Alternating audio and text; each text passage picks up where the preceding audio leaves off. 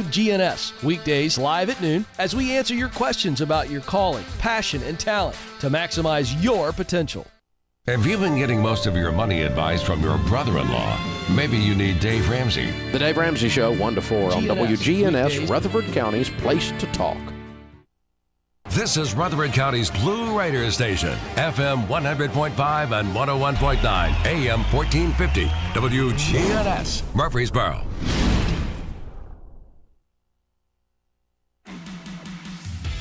Rutherford Issues with Brian Barrett on FM 101.9 and AM 1450 Murfreesboro, FM 100.5 Smyrna, and streaming at WGNSradio.com. And we are broadcasting from the Middle Tennessee Electric Studios.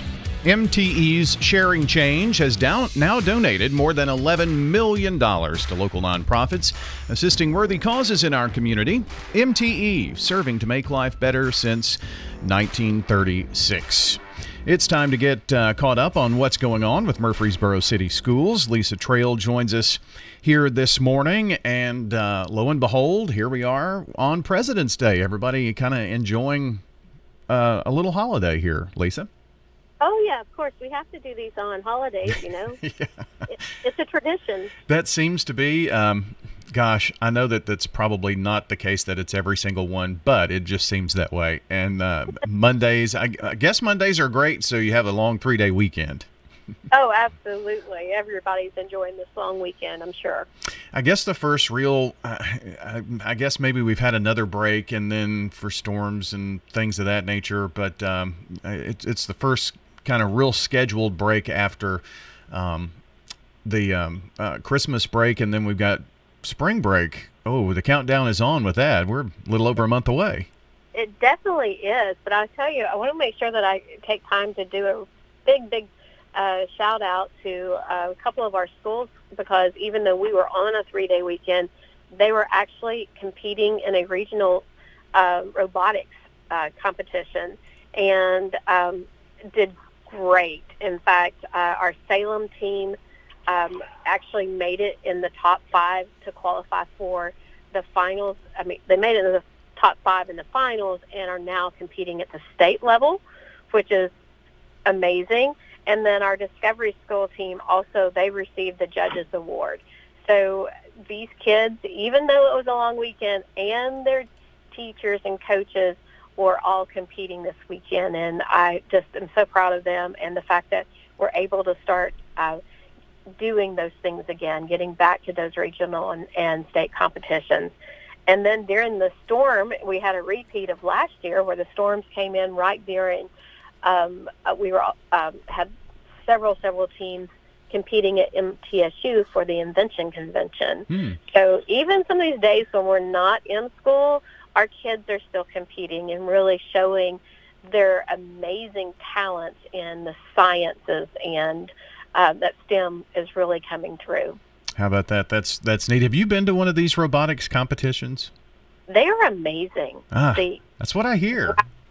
Wow. I mean, just the talent, the ability to look at a problem and solve that problem, and then you've worked all this time building these robots, and it's not about just building the robots. There's lots of other team competitions, but once you're in the competition, you have to be able to make decisions and good judgments and be flexible and figure out what you need to do to win. So it's just great activities for our children, and I know the parents are just thrilled. Yeah, and gosh, this is probably going to inspire down the road. In 20 years, we're engineers and folks who really do problem solving and make our world a better place. Oh, absolutely. It's just amazing, and they're thinking outside their own box. Like the Invention Convention, they're seeing how they can build something to make life better for other people. It's not just about them. So just that whole camaraderie and thinking about making things to enhance the world around them.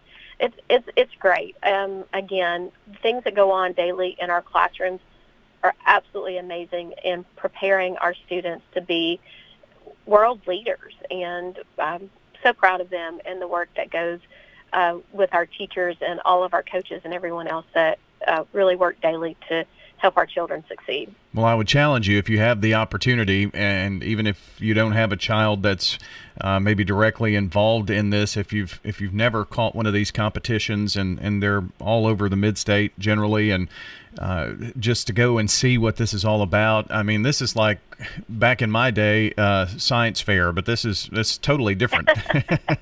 Yeah, exactly. It's like science fair times two. yeah, at least. My science fair projects were never that good. That's why I'm in radio, but that's how it goes.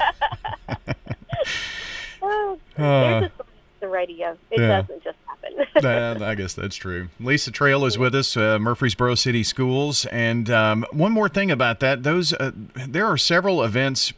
It's not just this time of the year, I would think. So, there are more opportunities. And if a child is interested in those, they probably just need to talk to their teacher, or have the parents maybe talk to the teacher and find out how they could get involved in it. Absolutely. We have our music festival is also coming up. It's going to be March 13th, so it's not always, everybody has something that sparks their interest, and it's not always science. But those who are just talented musicians, they have the opportunity to shine at our music festival on March 13th, and that is open to the public. I think that probably most of the seats will go to parents, but there's a few community seats available if you'd like to come. And then on March 16th, we'll have our STEAM Festival again, and that's all of our kids from all schools coming together, or probably 8 schools coming together to show off their talents in the STEAM competitions. And that's going to be at the Lane Agri Park. So we have lots of activities coming up. And I know spring break is out there, and we're talking about it already, but there's a lot going on between now and spring break. So we're just, again, if people want to know what's going on in our schools, just look around. There's lots of opportunities to see it.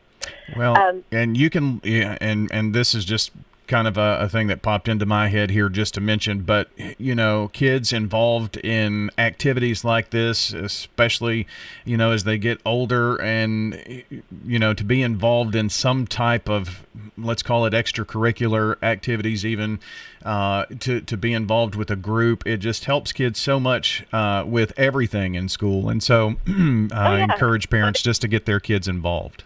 Yeah, we have kids working and competing in Beta Club, and there's just so many things going on. So, and I know I have limited time this morning, so I'm going to make sure that we talk about zone waivers, because that is something that is on us, that will not be happening. Once it closes, it closes. So if you have a child in a Murfreesboro City school that you are not zoned to attend, those zone waivers are due now. So if maybe you live in the Salem area, but your child is attending Mitchell-Nilson, those zone waivers are due now, and there's a limited number of seats that's available for the zone waivers. This is for kids who are already on a zone waiver, or those who are wanting to be on a zone waiver next year for the next school year, the 2023-2024 school year. Again, we will have open slots available at Black Fox, Bradley, Irma Siegel, Hobgood, Mitchell-Nilson, the elementary only, not the primary. The primary is full. Northfield, John Pittard, and Reeves-Rogers. So all of those schools are accepting zone waivers at this moment. And if we get more zone waiver requests than we have seats, we'll do it in a lottery type style. Okay. Now, we got to make sure we have all the proper information too. So for zone waiver, I would imagine for parents. So is there anything in particular that maybe we see some parents miss and they have to go back and get it, or is that all just done online? Everything is on the website at cityschools.net. It will talk parents through what they need, and the zone waiver itself, it needs to be completed. And if you have it complete, then you've done everything you need, as long as you submit it on time, because it walks you through what we are needing for that zone waiver. There are schools that are not accepting, considered closed schools, that are not accepting any type of zone waiver. So if you move out of zone, you will not be able to attend that school. And I think we have that question more than any other one. For instance, Overall Creek is a closed school zone. So if you are attending Overall Creek now and you move during the summer and your new school is zoned Cason Lane, or if you move to the other side of town and it's John Pittard, then that's the school that you would need to attend. You would not get a zone waiver for Overall Creek, even though you've attended that in the past. Does that make sense? Yeah, that makes perfect sense. And kind of the reason we have these zone waivers is that because maybe there are 40 seats available at one particular school. Maybe that's closer to where mom and dad work, making pickup easier. Is that kind of why we have the zone waivers? Absolutely. A lot of times it's if people work at MTSU, they may want their child to attend a school that's a little bit closer to MTSU, or if the grandparents live in a different neighborhood and that's their primary caregiver, that may be the reason they're requesting a zone waiver. There's a wide variety. It just allows parents to have a little bit of choice in where their child attends school. But in some cases, Scales, Overall, Salem, I'm trying to think, there's Cason Lane. That west side is so full right now. We're already at capacity that we're not allowing those zone waivers there. But you do have lots of other choices. Yeah, that kind of makes sense there with that. Mm-hmm.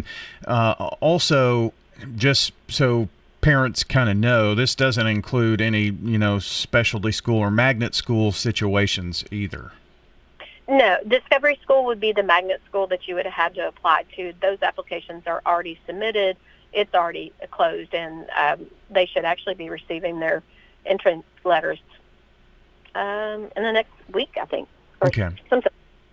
Yeah. So I mean, this is just to help with those, and I guess all of this information is on cityschools.net or on the schools' websites. It is all on cityschools.net. There's a zone waiver form. There's everything, how many seats are available at each school. So all of that's available to them. They just need to go on and look for that. And one last thing, you said that they need to get that in now. This is the deadline. If you wait, a few days or a week or whatnot, that you might lose that opportunity. Yeah, it's mid-March, I think, is when the last date is. But that's, again, all of those dates are on that website. But just don't wait to the last minute to get them in. That sounds good. Well, Lisa, I appreciate you spending just a little bit of time with us here today, and hope you enjoy the rest of your President's Day, and we'll probably catch you the next holiday. All right. Sounds great. Thank you, Brian. Thanks. That is Lisa Trail joining us here today on Rutherford Issues. If you missed a little part of the program, came in a bit late, be sure to check out the podcast at WGNSradio.com. Under podcast, just tap on Rutherford Issues. Back to wrap things up in a second. If you're looking for an authentic relationship with financial experts who genuinely care about your unique needs, Capstar Bank is for you. Capstar Bank is dedicated